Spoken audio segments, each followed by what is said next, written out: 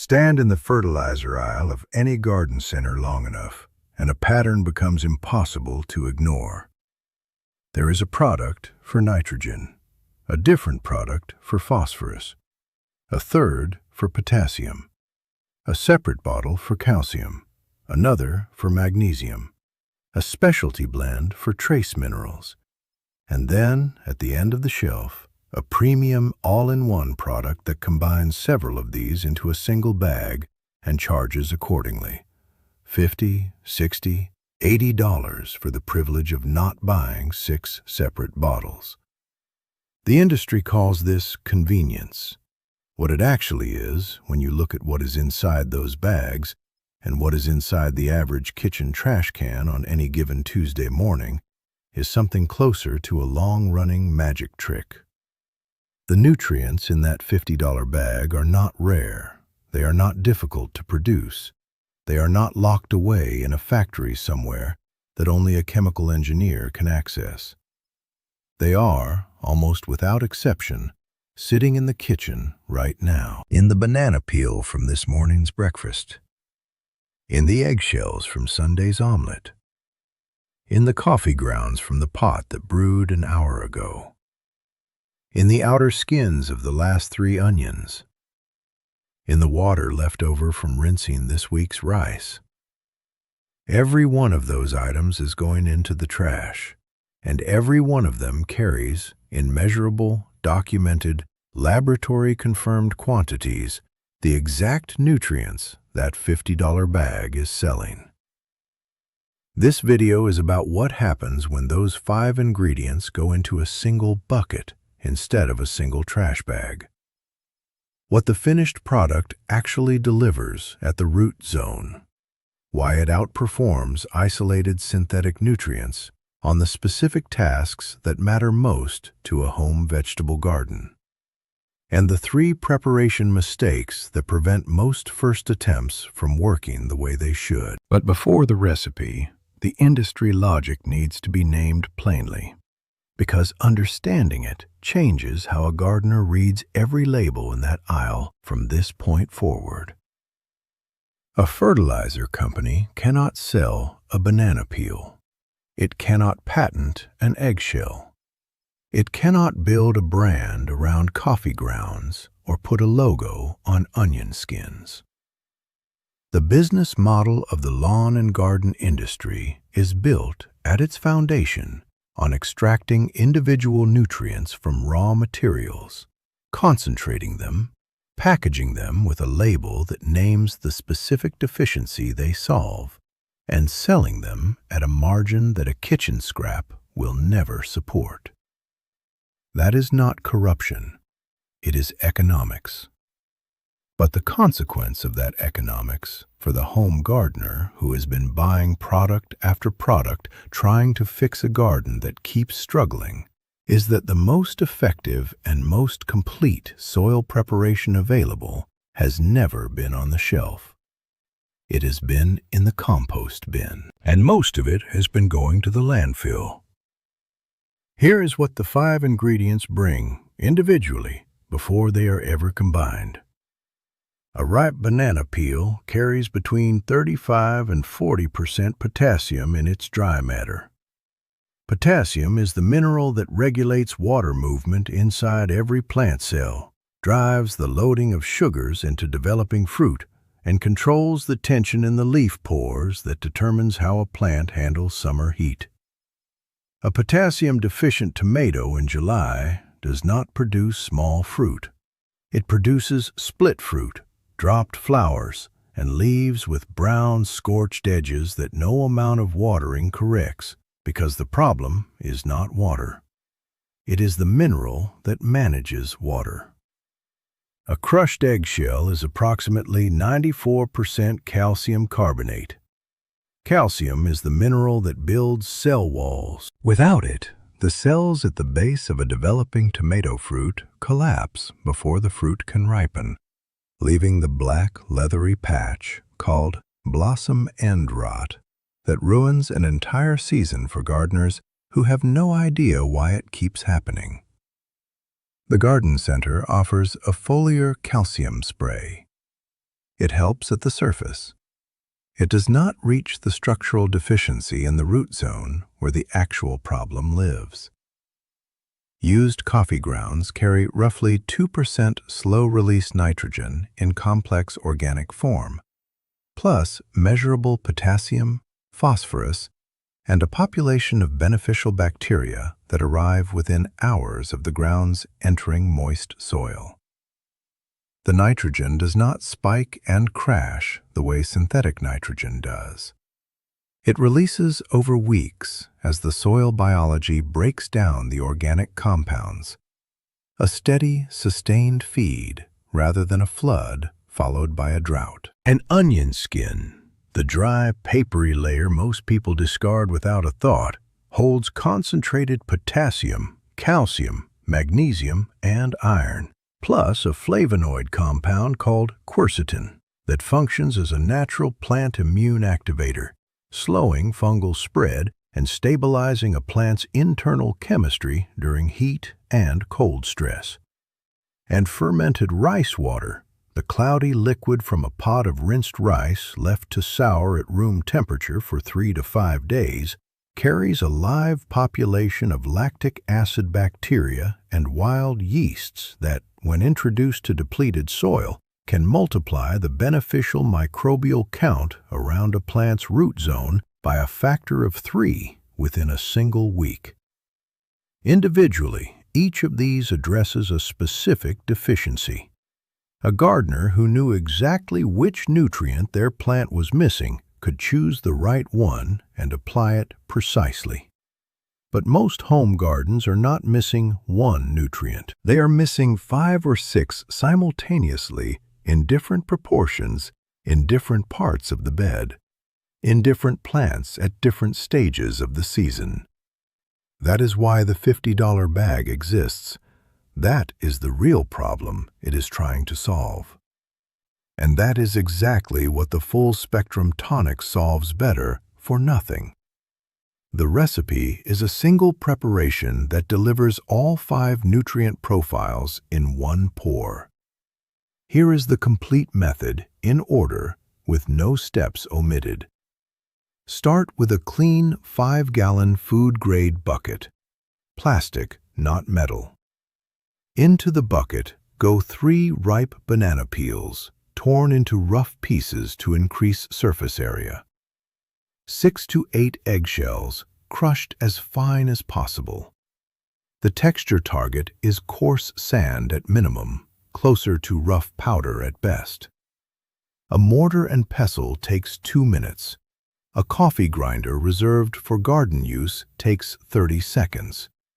The finer the grind, the faster the calcium crosses into the liquid during steeping. 2 tablespoons of used coffee grounds from the morning pot.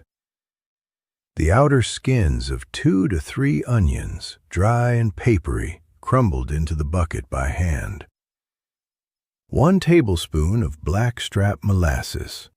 Not regular molasses, blackstrap, the dark, nearly bitter variety from the final boiling of sugar cane.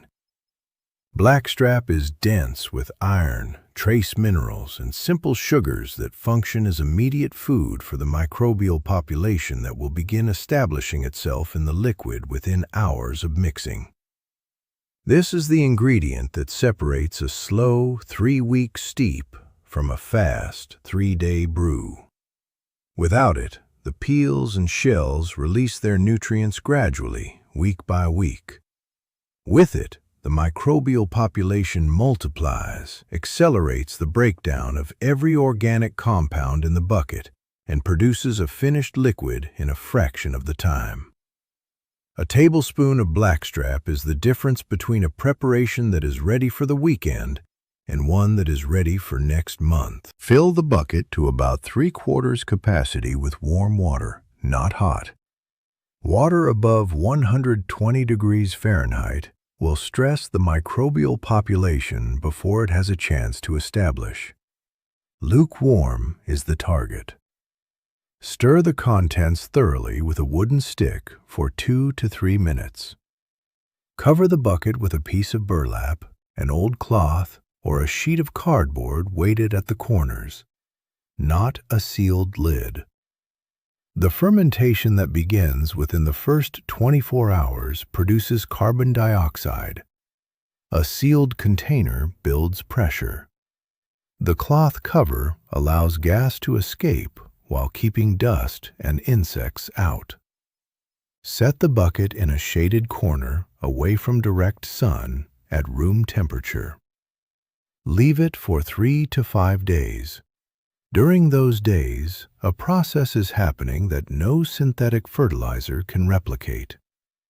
The lactic acid bacteria from the rice water and the wild yeasts drawn to the sugars in the molasses are multiplying and colonizing the liquid. They are digesting the cell walls of the banana peels, releasing the potassium locked inside into the surrounding water.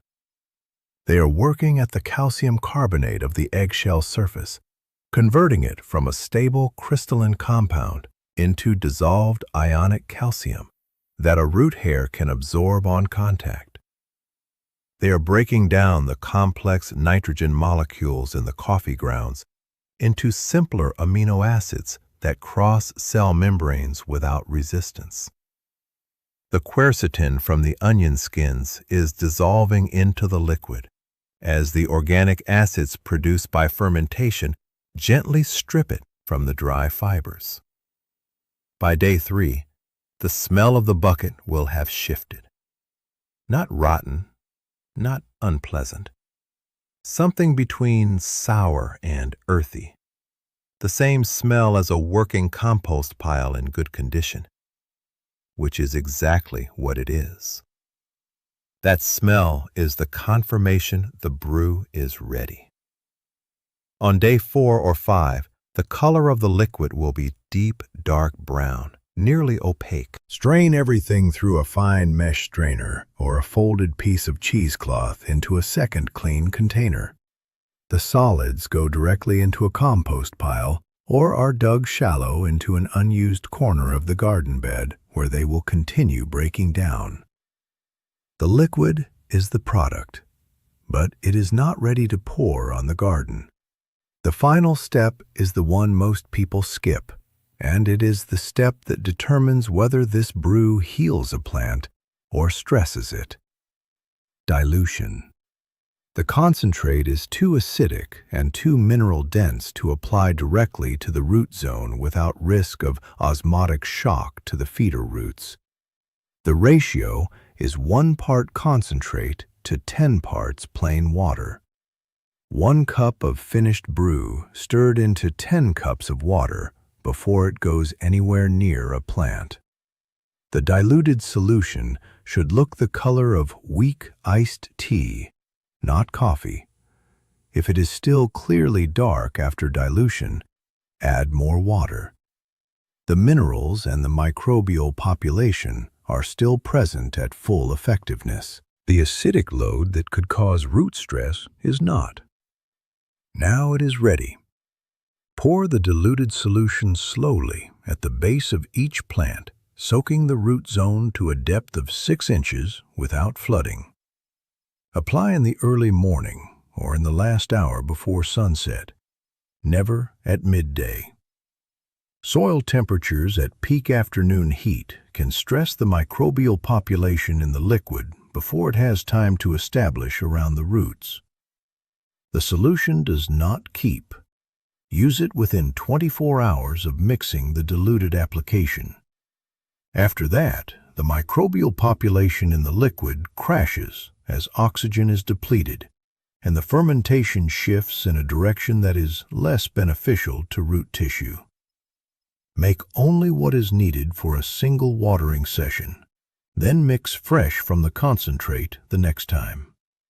The concentrate itself, stored in a covered container in a cool and shaded place, remains usable for up to 2 weeks before the microbial profile shifts too far toward anaerobic fermentation. 3 application windows across the season produce the most measurable results. The first is at transplant, the moment a seedling moves from a pot into open soil. The disruption of transplanting severs the microbial partnerships the plant spent weeks building in its original growing medium. A single application of diluted tonic poured around the root zone at transplant begins rebuilding those partnerships immediately. The second window is at the first sign of flower buds, when potassium and calcium demand spikes as the plant shifts from vegetative growth into reproduction. Every flower that drops before setting a fruit is a direct consequence of the plant not having what it needs at this precise moment. The third window is when the first small fruits appear, when cell division in the developing fruit is at its most rapid and the demand for calcium to build those cells correctly is at its seasonal peak. 3 applications across the growing season is the complete protocol. More frequent applications risk tilting the soil pH too far in one direction from the accumulating organic acids. Fewer miss the moments when the mineral and microbial delivery would have made the visible difference. Now the 3 mistakes that prevent this from working. The first is the eggshell grind. A whole eggshell dropped into the bucket releases almost no calcium in a 3 to 5 day steep. The crystalline structure of calcium carbonate is stable. Only surface area drives dissolution. A coarsely crushed shell releases measurably more. A fine ground shell releases enough to matter within 48 hours. Most failed first attempts with this recipe can be traced directly to this single step. The second mistake is skipping the molasses. Without the microbial catalyst that blackstrap provides, the banana peels and eggshells release their nutrients slowly and incompletely over weeks. The brew that results is nutritionally thinner, slower, and less effective at the root zone than the version with the molasses. 1 tablespoon is not optional. It is the mechanism that makes this a 3-day preparation instead of a 3-week one. The third mistake is applying the concentrate undiluted. The organic acids produced during fermentation are significant. Applied at full strength, they can temporarily close the root surface against absorption rather than opening it, and in sensitive plants or seedlings can cause visible stress within 24 hours. The 10-to-1 dilution is not a suggestion, it is the chemistry. Here is the thing that the fertilizer aisle never says, the thing that gets left off every label and out of every television advertisement. A plant does not know whether its potassium came from a synthetic bag or a banana peel. The root hair that absorbs a potassium ion dissolved in soil water does not check the origin. It absorbs what is available in the form that is available. The $50 bag works because it delivers those nutrients in soluble form. The full-spectrum tonic works for the same reason and adds something the bag cannot. A live microbial population that improves soil structure, suppresses certain soil-borne pathogens, builds the long-term fertility of the bed, and compounds its benefits season after season rather than depleting with every application. A bag of fertilizer, used correctly, feeds the plant. The tonic feeds the plant and rebuilds the system the plant lives in. That is the difference between a single meal and a working kitchen. The average kitchen throws away enough raw material every week to feed a small vegetable garden through the entire growing season. The banana peels, the eggshells, the coffee grounds, the onion skins, the rice water. All of it is already there. All of it is already paid for in the grocery bill. The only thing that was missing was the knowledge of what to do with it before it reached the trash.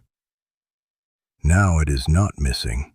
For anyone who grows food and wants to stop paying for nutrients that are already in the house, the bucket is the place to start. Prepare the brew this week. Let it run for 4 days. Start with the tomatoes. Start with the peppers. Watch what happens before the first flowers open.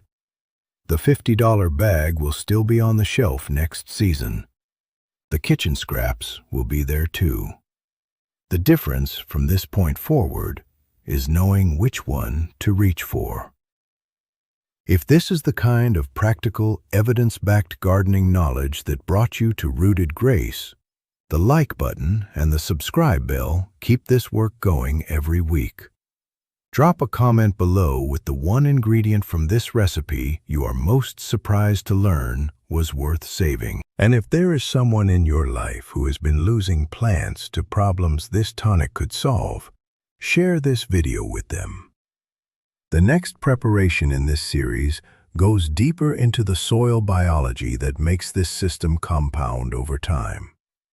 The underground mechanism that turns a single season of kitchen scrap feeding into soil that improves every year without any additional input. That one is coming next week. Until then, keep the bucket, save the scraps, and let nothing useful go to waste.